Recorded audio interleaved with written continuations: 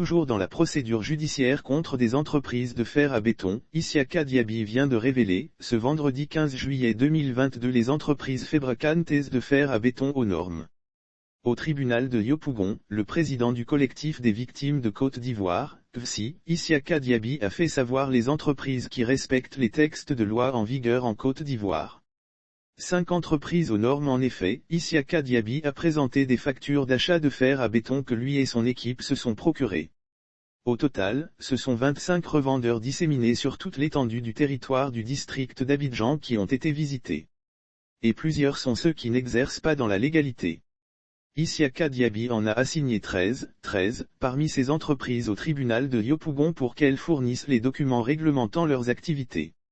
Je peux dire, à partir des documents que nous avons en notre disposition, sur les 13 sociétés assignées, seulement 5, jusqu'au mois de mai 2022, étaient identifiées à Codinorm. C'est-à-dire que le reste produisait et vendait du fer à béton dans ce que nous considérons comme étant la clandestinité. Pour nous, ce sont des contrebandiers. Je profite de ce constat pour dénoncer le grand banditisme dans le secteur du fer à béton en Côte d'Ivoire, a-t-il révélé au grand jour. Facteur des effondrements très remontés, Isiaka Diaby a martelé que, c'est une situation que nous ne pouvons accepter, non seulement vendre un produit hors norme en violation des textes de loi régissant notre pays est un acte grave même aussi les conséquences peuvent être facteurs des effondrements de bâtiments. Il estime par ailleurs que ce genre d'agissement constitue un acte d'enrichissement illicite, de tromperie massive sur la qualité de nombreux Ivoiriens.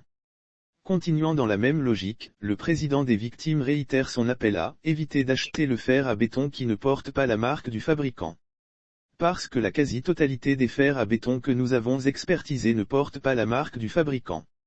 Lire aussi affaire trafic de fer à béton Isiaka Diaby remporte une première victoire, voici ce qui s'est passé au tribunal de Yopougon. Il a aussi demandé aux Ivoiriens d'être responsables pour nous protéger nous-mêmes ainsi que nos enfants et nos familles.